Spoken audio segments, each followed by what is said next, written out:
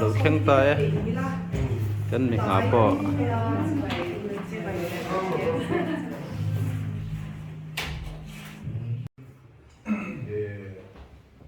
trong trai cái mình còn hôm nay để phát hiện nên là mình đã sắp được biết để đi xa người đầu sau nó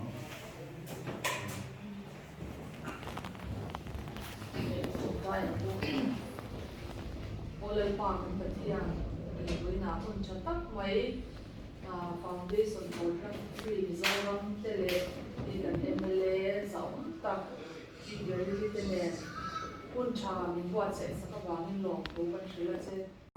kampal mataran ini nanti saksela acale Chairman kan chairman di UC Vanneihsangi kan general secretary kan dia sign na Ania ocean rongona na matua lupa ani in kabula hian la Baryl Vanneihsangi oma no parso mero on tin le na pela ani hizwang tu ya oma na thola nam kha amitra ma mita zirtir tu ani in pura lusanga ani hi sai khamo na oma in pu peter na zong Liana kuli ko na au ani in na PC le chul lobi a te mung ko na oma Baryl Vanneihsangi chon na au ani in pi rita reng pui electric venga oma pikera than pari ani hira thundor ta ando ani pila sang loi tui kwalor ran oma chong china mi man sak to khan ya tuna hian an kaushana kaushan be chairman milai ni ti kan soina me in Dr. Rami Samuelson sena Samuelson ani hi khanla oma kan sai to chin angin ai dol apya se ya no paber pibuami kumsa parian kha alu ani alu en kon no me ani tin nula siro thangui chonpuna oma sutiang choria ti heta hian puke banan Liana ani hi semabo ani kanpol hi pathianga samadawin member sang khat som kan meka ti chuan un 9th Mizoram Legislative Assembly kan meka hian MLA so pati kan ne ani kan member changin chungzinga pakhat chu nula Baryl Vanneihsangi hi ani ti kan soi ko ka oina in hun se nga hetia anga sa tham tak all ni ngai lo fe chwa va hian long thu kan an sole ani in program pakhan to ka hian kan nei do na ei tu lai hi kan obi puite kan fa no ve ti te pom theya i enge ni dam lo na shiklang ata me maya to ta chwa kan ba fredi ate Facebook in on bolai san no me ka tin perem le ni chom thu hi zanina ko san be chen kho ma thu sai do na chorni cham to kha dai me ti to a chu ma ni o na to ba ko na ala pa ai lo de mai thei ni to ya pe to ne pul pin lo ti chan lo tan har sa me ya khang te khan ni de noi ba ni na to po han chu dam lo na ne o bi te ka ni chom thei la bang ti kan na chu ba ni ko na lo ka la thei piam te kan bol chu o ko shan shang kan ni ya i ko shan shang mo na kan nei ta kan va fe chwa pon president te Salvation Army le baptist ate kan kalta lung le kan sin te bo khan baptist mun pui se ko na khanin ai ho te khan an vein ko ta chuan nam tu ka he Salvation Army chan ho tu te nen i kom ho na kan nei do na chuan ma ni chan building khan mi tui ko south temple bula me khan an ya dar som pa khan le chan pe an tia chu kan han soyam khan dam lo na wangin kan obi te an thei lo na sa sia khalai khan rem chang ron thei ve kan ma ni chang kan long ko bang ti kan soya to na bera chan pathia ni mun shwa chi ne kan kal to na mun riat mun kwa la an ya tum chung hi ya ma ko han shi se na cha ne na te tia nga pathia ni na a shwa ne dong ta kan chang hi ron thu pathia ne na kan soi ni ti kan soi ni ne ka me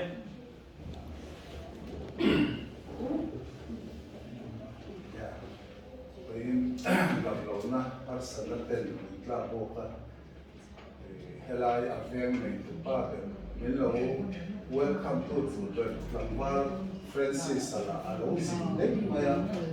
izon piro beka at Paul hill boy mo taxation office na at la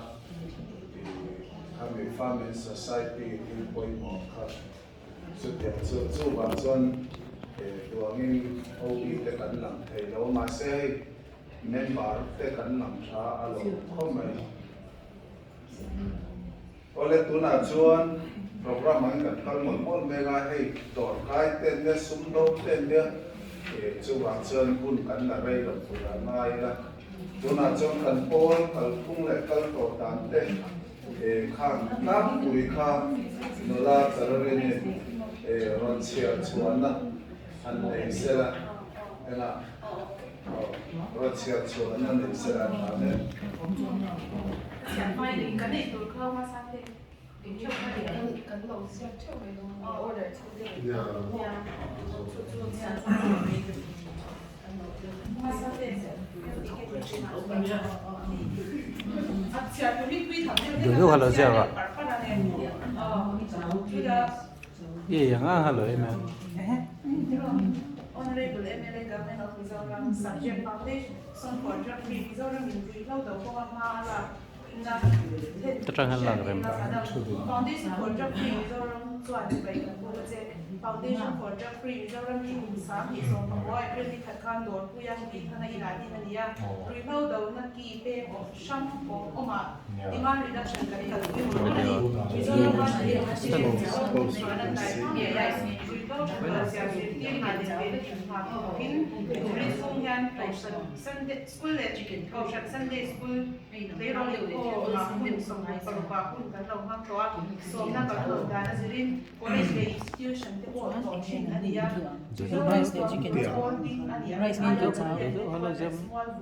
Ung Lai Government College Te Da Na Sixty College Te Bo Kan Lo To To Ni Mo In Kan Yan Te Ro Mi Sin Kha Sa Hi Zanga Chu An Ma Ni Bu Tu Ne In Rui Lo Lo Ka Fi Ti Tu Ra In Tia Min Signature Ka Ta An King An Lo Zia To Ni Mi Thiam Zok Te Phong Ko Min Team of Resource Person Kan Hin Tina Heng Zin An Nan Psychiatrist Psychologist Brain Gym Professional Clinical Psychologist Social Worker Dr. Tele Nurse Te Ba Ka University Professor Le Educationist Tele Rui Lau Ti To Trin Sim Len Ta Su Resource Person An Mang Trin Ani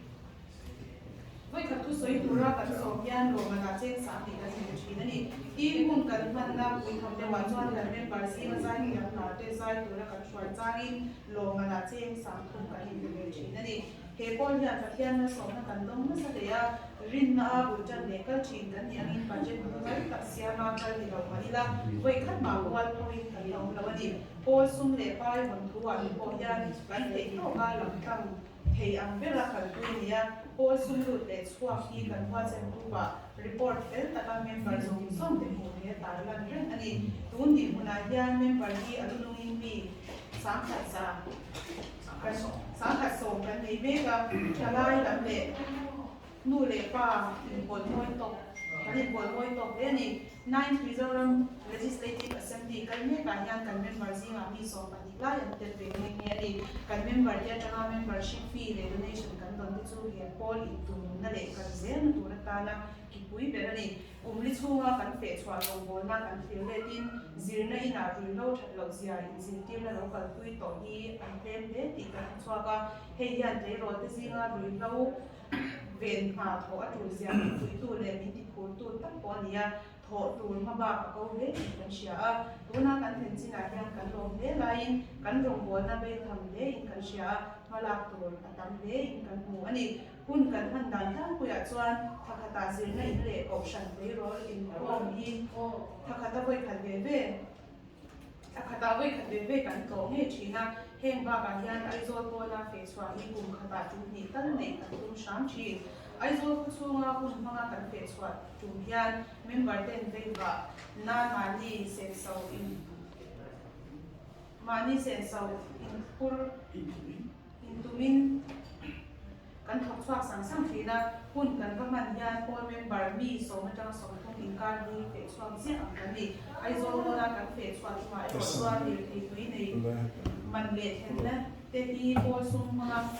tuk chin ani ya se so how tak te ba gi ai zo pon ma yan ma mo na sang yo ma se du tin na kan tin to ka pui ri ani tin dai ro zinga hun phang kan ni angin dan na ra ni da kar kan ai dei lo kun hi kan phang thina dei ro te ne na ya ei le in hei tui le cham kan ken sam bok thina ni rui hlo do na ni le kan ko din chama te zing ka ra tlan te le chhun la ya ready nei te kan lo kal pui to a chuan chin sia ta kan ti ve le ni atung khan nan member mi in phal to ping khom chen wai khat mangin rui hlo ngai en kol na mun thum luan chwa na chu kumin hian kan nei kumin hian ti sa ti som ni pathum chung khani kausan ho te nena tho ho na chatak kan ne ya kausan sham te hemi thuwa hian an hong ema rui ko laka te rol ve na khona turas hun sia thuwa an hu sak du sak takin somna hun sham kan lo dong to bok ani in social media lama Instagram ma Foundation for Drug-Free Mizoram in page kan ne ya lo tu kan ne tha in le ro zinga har sak na ma ni ni tan thup du te nen lam private message te kan long thina ri kawa har sak na lo to te po kan tong zo zawa chu mi te chu apan na tu ya zo te kan po ho bok ani tin le ro te zinga hun kan man ba ka nu le pa te zinga hun man le in kom ho na hun le tul ti na hi ani kan te boka dum khat zo kan na nei thina a nu le pa te nan fa te din hun an shat sian le zo na na nu le pa te ko khom ho hi tul le a ngai boka ni zir na in le te ro in ko ma hun kan man to la te chu in tiang ta ka lo pui nge an ni ti le rui do la ka ani tiang na le zir tir na to te chuan an ma ni ya hong anh ấy đã diệt chán là cần quy tụ ra thu rồi cần được tắm thế à cái gì tụ là nhân feedback from Xiaomi Mars thu nhân from anh yang tuần này à mít chắc na anh sẽ tổ avangin rủi câu là cái thế rồi về thà thổ là nhân à tổ của ông thấy một là ba anh mà đi thì bù do nga rủi câu thật lâu gì tar lan na lem chan in ti sia kwa se te and discipline na emo inter school in tiam na kwa hotele chan pui ngai pui na tur toll free siam te le adang tam tak nei to na ang bokani ti chuan itel na Mizoram sarkar yan rui lo laka Mizoram chan chwa na ve pui a thak ton ti kan lo sha hian lo mom kan ti a kan pol no pang te Foundation for Drug-Free Mizoram chuan hemi konga kan ti thei to ke ti le tu le sarkar ti bowa tha ti sa turin kan lo ni ya kan ma chok tam kan nei te ti ho tin je tu le atu lama sarkarin rui lo do na ko ma alak na yan min ma ho na apia na pe chwa ka thok turin kan omani ti kan shat ti cha min pui thei dan kong min la zon pui thei chan kan lo te ang ina a itwan thei na ta lo thong cha chu i ta Baryl Vanneihsangi President Foundation for Drug-Free Mizoram ni isong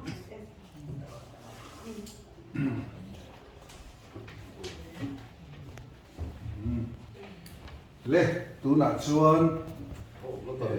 kan kal khom chan kan ti tum pui ber mai kan ven chua kanga hey lawmpuina citation lan turin kan patrol member pusila lusanga lo somang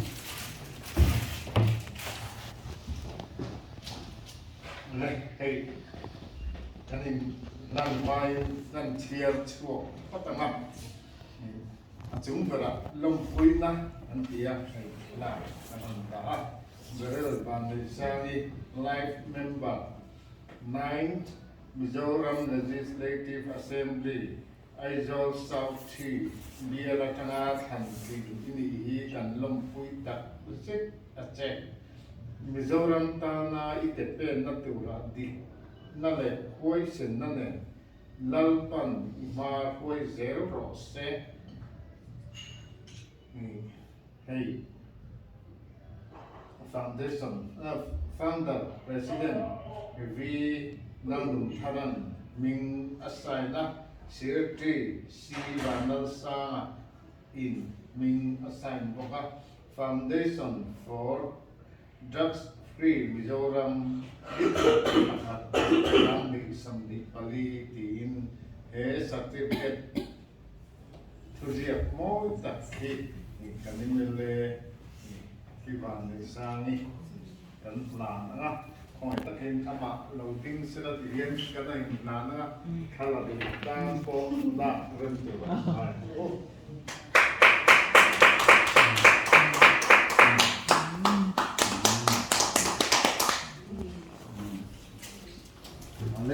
tu na chuan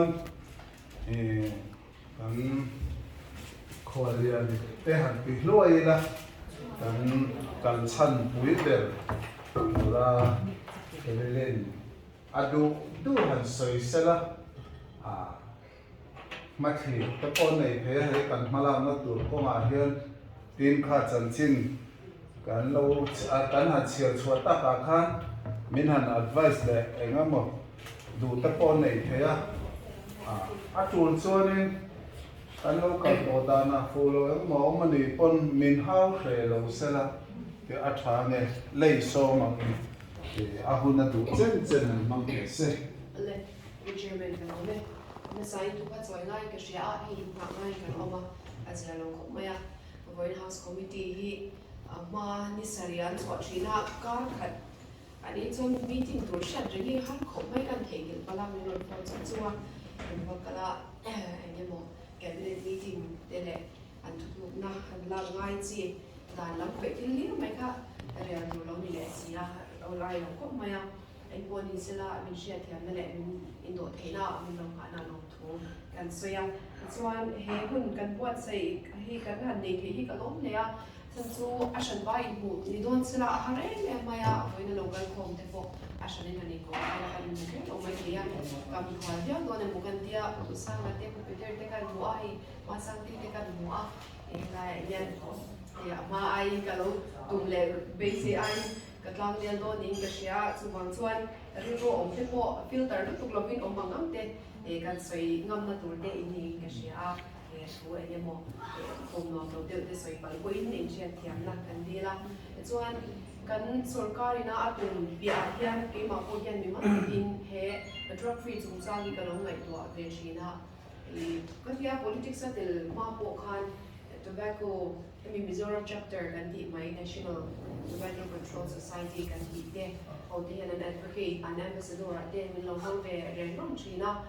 zai thi am lama hian kami promote tur khan advocate tur khan kim ki ma hi an buat ve chin boka yang chuan dr j te ho nen te kan lo ni ho ve no a kan thiam le kan thei chu atliam khop maya ma se radio kan tholai ni wang khan emi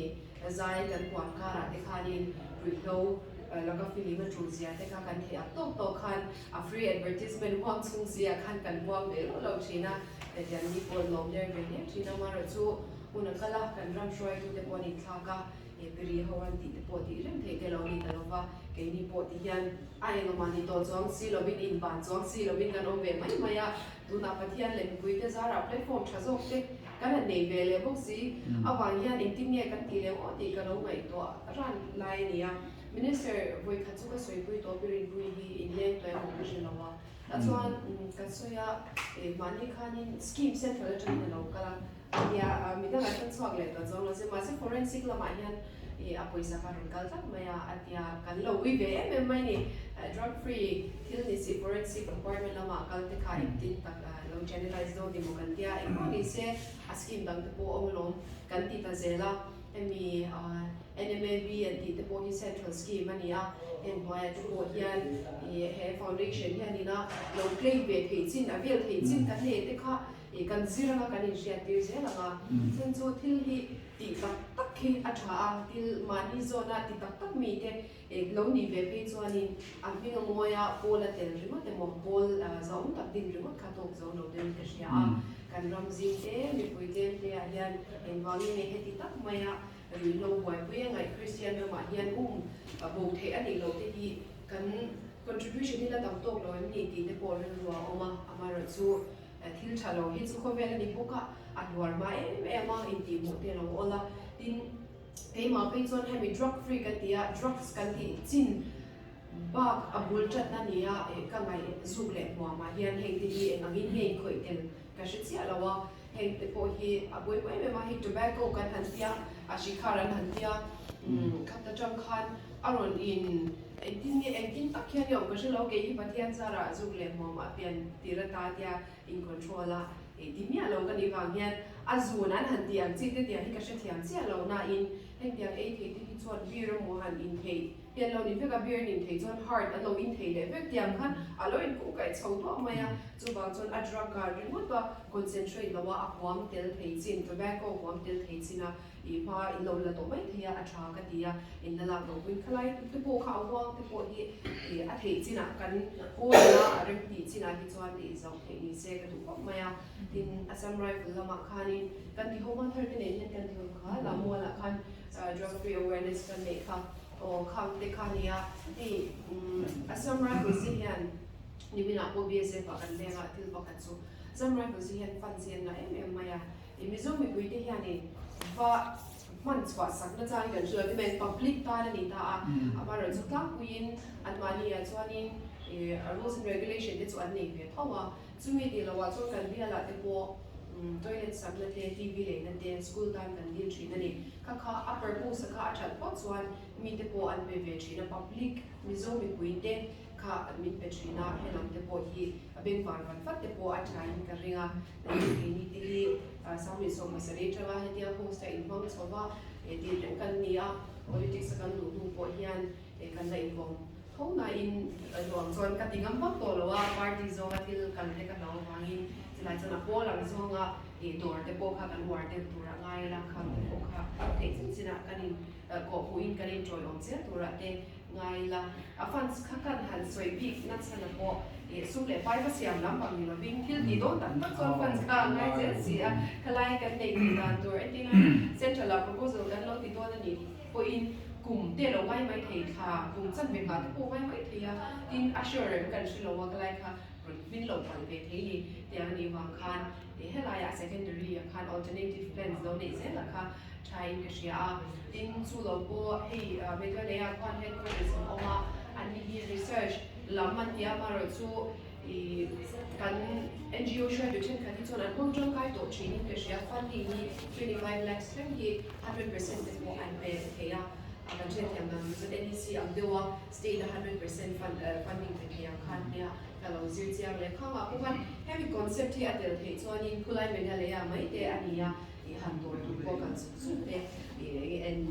right pa de ro khani mai a har lawa kan tiang te ko khan zu ti a zu lu chwa ve ship te ko kha a tha in ka shia a ve ne se run dun ti a kan zel na tur kan boli kan ma lang zel na tura su le pai ga chu more resource lam ngai to pa sak te ko kha a thai ka shia ti la ya kha ka ri ro ong ang angin kan soya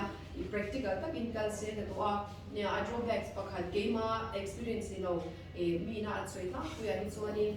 yang bol hi bol kan handina kan rama ano kam sia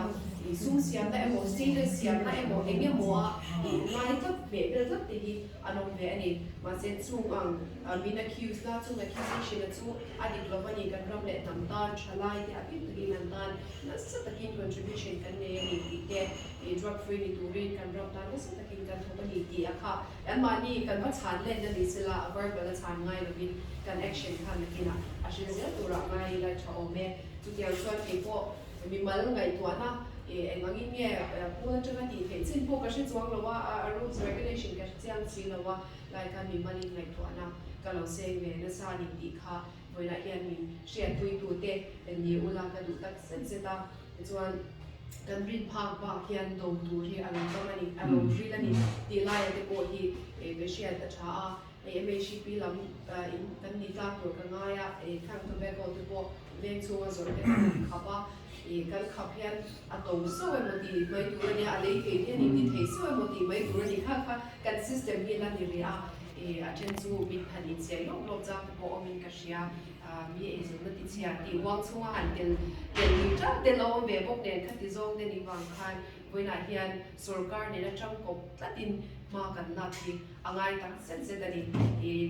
data hi boina hian in ka adiam te rin ka soi thelo ma se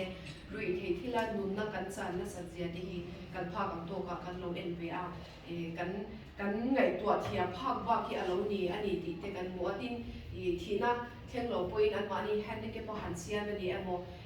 suicidal rate te ati sang em tin kan rama hian hemi rehab kan ti ang chi tak te hi kan la chhor thiam lo nge ka she che alowa hetiang lai te po hi kan va chan tel te ngai ka sia a tin chu ina rehabilitation ina ati theilo chin kha foundation Drug-Free na kan ti ngai lai te po om honin ka ringa rung bol na ngai heta po hian life member ani turin in kan mai ni kha khami khan kan han tel ve ni a e chuan chon boina hian ti ta sidin I kan ti tang zel tura ngai la e chuan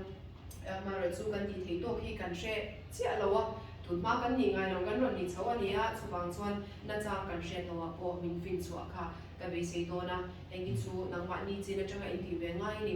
minister bu ngai a hi voin chu nang I kala ngai han ti lop lop kha in thashung lo ula min ron shil zel ta ula chu mi ni lo chuanin so yang khanin political thil ne na han politicize rem amte alo ni chuan in thashun alo in kil toy mai hi ol thina ni ti lai te kha ke ma la ma changa enge mu har san na kan to the kha kan soi lang tel ni sala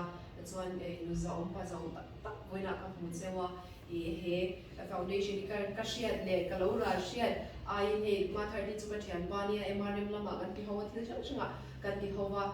chumi ai ma in arilin in tumte in thil lo ti to te Mizoram tan ma somna ni je te kha kan ngai tha ai na sa hian tun term chung ti te ang nakin chu nakin ga shil sela tu na kan om chung hianin kan aims and objectives te te ang ver ti lo tin tu mila chumi tur chot te ka to pin he pol tan hian ka thok zel do ni ka thei ka thiam na zong zong ka ron dan do ni ti la ya kha ka soi te to mai ro sen ka me alo mabin atham wa tha le mai nia he pol di pol dang dai ania ti sa le tharau thok khop tura pol ding politics rong kai lo ko san ami mal kha chu party sam a pon lo om mai the chu aling veka amar chu atum per chu rol thar kan tu le fa sol khur pui dai lo te lo ver him kha kan na pui ber ani a chu mai ba ka chuanin atul dana zirin ne address mor lo kha a in le azuk le mom lam te po kha ala kem tel so vek don ani te kha kan soi duwa athamon tha khop mai tin nia pol adin chuan pen chua hei khopui chunga he chon ke mani in seng so le ke mani thom mai nain hei mi thil phal tak an lo than nem khop mai a te chon kan han che a amaro chu kan project le kan local to dana te khopui pon district ram fe chua te kum khata voi hi khatal te ka tiawa te hian sum te tu ti la ta a tuiman petrol diesel man te lo ngai ve a chung te ro chu kan la ngai to zelanga chu mi tu chorin mani chief minister po kan patron member ne lo leng pe wo ti a kan an leng to a chu ta soi ber chun ti dan tur fan khami vazen dan tur hi alo tam khop mai tiang thil tha konga chuan ama se chumi tan chuanin pola kha in register angaya chu kan mala me kan ni kuma thangin chu tur kar hian a certificate kan hum man tura kan ngaya kha pero wi po kan vice president kha tuna taxation family society azulenga voini han ron no chu man le ka tumang atia nia a tong kam te po lo bel deula chief minister bel po amman ho bio kha kham te po kharon seilang ro achan chu family society registration khamia kha a om lo chuan social welfare a po grant tam tak om han ti moti la khongai engei ni dewa kan hoi hil lol me ti kha lo ma chume tu chuan ke pena tungkar to bloma te he chuan ara kan human tu kan nga ya lo mong kho mai nia tuna adua piang tan sata order chopani wa khanin kan du khain an thup lo phei chonin a chi sang an han chuang do na nia chumi hre chum chuan adua piang tan thu soi toy hun i lo hongam MLA sa tak dan member tu kita umam in hei vania an chuma hen long tu an soi ba ka hei he pola khatiam kun ora nom ta ba chu kalau tel foi khat na ania chuma chon han din be sok kha thain ka dia เฮ้ยอันนี้ก็ตลาดเจอห้องกันเอ็มโกลอ่ะสามีสองเอาวัวจำตัวเองกันห้องซื้อสิพิมพ์ในบ่อยน้ำอาคารเบเทสตาแคร์มินิสทรีอินกันดินะสุดท้ายเราเห็นวันนี้ทั้งอินตัวจุดเด่นจีนอังกฤษกันแล้วผมมาสามีปัจจุบันเวลากันหันคอมมิชชั่นเรียลคานเอ็นที่เนี่ยจันคุยได้ที่กันเตียงตีเต้ฟอร์เรนเต้อินเดียเต้ตัวชื่อมันที่พวกกันดีเวลาเนี่ยกันนั่นเดียงอยเดียวกันนี่เขาห้องดินดานที่ถ้าเราแล้วมาจังอันนี้อัตตะกินอีเตียงอุแห้งจันคุยนะฮีกันไปเสียจวนห้องดังกันอันไม่ละไอ้โซ่ไหลเล่นตัวไหลเล่นห้องมิสนดิปัสสาวะเวลอันห้องอันกันนี่ตาจุ่มสิ่งอาจจะกันเตะเดี๋ยวนะอามาเราจุกงเลยเราจุ่มให้เสียเรื่องพวกกันเอ็มเลยนะอันเสียบางคำกันรู้ว่าก็เห็นลุงอันเราเตะเจ๊เตียงข้างหลังก็ตะกันเสียดูสุดจังคุยนะครับเตียงอันฟอร์เรนมีแต่หันดิ้วตัวข้างกันหันจิ๋วเจียมาโดดเสียลงมาจุ๊บมาน่าสนใจด็อกเตอร์ไหนเต้อาทิตย์ดังไหนตัวพวกเขาลุกต่ำมาขัดเตียงก็ทั้งปัจเจียนมีน่าลงโบตัวนั่นโดดเนี่ยนะกันตีนเงี้ยหลอกน้องกันเตียงไว้นี่เกมานี่กุดกุดกันถอดข้อมินกันลังกันละจู่ตัวน่ะซ้อนมวลธุระมากันเอามาให้กันเอ็มเอลเอที่จังง่ายปุยหมอกปะจันปุยน้ำไม่เนี่ยเลยอามาพวกเราแค่มินเกี่ยงเงินมินเอ็นโกอันนี้จะเตียงมิโซรามาเฮียนขัดจัดกันอะไรครับ number one กันนี่ดีเลยทีนั้นอัตตะกันหอมนะดิเราว่าริมน่าอินกันเตอร์เราเบียข้างกันตาหลังดูว่าอามาเราจะสดหมดมาด็อกเตอร์ธาราคันแห่งอากาศโตเขาฮิตอันที่เส้นฮิตไปก็กินละอัฐานทุนไหมล่ะอันสิ้นไปจุงเลยอันเดียข้าขับปัทเทียนบางข้าราวัชมินอันสิ้นเทียนี่ที่กันเชียงเสียตัวนายเฮียนกันห้องมาจังชั่วอารูก็ตามชั่วกันห้องนั่นก็ตามทุ่มจ้างก็จะใส่ตอนนี้ละทุ่มกันละเดี๋ยวไม่เทมาเสียใส่เราพรำกันตุ้มอะไรข้าเตียงอังเวลข้ากันกัดทุ่มจุอันนี้ตาตัวน่ะกันห้องมาจังมีชาชั่วหนุ่มวิปัสสนาในตามีพลังกันเอามานี่ไม่เชื่อกันหรอกก็คือเราข้าเตียงมันจะกันองตาอันนี้อาจจะตาชั่วเรื่องมากันใส่ดูจุอัตตะกันชั่วทัศน์มาเยี่ยมอีมิสต์นารีปารุเวรันชั่วตัวดินให้ดูนะกันว่ามาขบเดี๋ยวนี้สัตว์ที่จะอิเล็กทริกเวงเอาอมเพย์ก็จะคู่วันนี้ทั้งอินอังกฤษละมาเต้ดูปุยเต้เราเนี่ยอย่างเงี้ยหัวมาออกมากันปุกเกียกันมาอามาเราจะกันปูนไงละมันกุดกันดอกไม้ละมันอามานะมันติไม่ถึงนะกันในเมล่ปนอย่างเงี้ยกันนั่นใส่เข้ามาดูนะพอเห็นอามาบ้าอาริโรอมเรมินกันนะท่านขัดเทจนมาอีนี่เรื่องทางอกเสียอีนี่มันจะพอเราว่าสวยละเนี่ยถือสวยดอนเราเฮ้ยก็ยังได้อะไรมากันสวยละสวยดูเลยสวยวันนี้กันเนี่ยไม่เล่นเลยอักตะกินอีเตียงอุ้มตะเกียเฮ้ยความได้สนนะให้เสียงอ่ะมัดเท้ากันมันละโดนกันข้อมโดนนี่ชวนกุดโดโซยูรุคุลฟินอัตตะกันถกโดนนี่ชวนประเทศมันมุ่งสองที่กันก็ตาคล้ายแต่ข้ามีน้ำใสหรือต่ำก้าละก็หันตาลันเบสุดท้ายกับเกียกันนี่มันเล็กก็สวยกันรู้ว่าเด็กเล็กเมื่อกันรำเชียร์มาจุดอันนี้นักดักตะขาชวนอันเอ็ดโตเต็มไหมที่กันเชียร์นั่นดิ้งกันให้เราฟังก็กันกันหันเส้นจนติดเขายังก็รับปะเนี่ยเองกี่มาไหมกุดโตรำกันอินชัวมีอังเราที่ ZPM Sarkarin mi ang Asiam Turin Foundation at ang kontan member kapisa tahan nomi at ang wata mani pilaya ka kuncer takara long thusawi pa in kan sayu ani long sudah malam lu ulam kita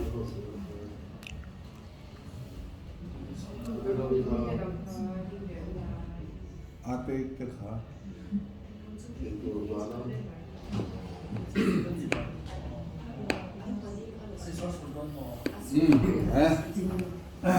kan biru ain ang tangan niya le kan du to kanga du le nakina ha pai kan na ti mai mai nga kan sain dingila dal pa tong sana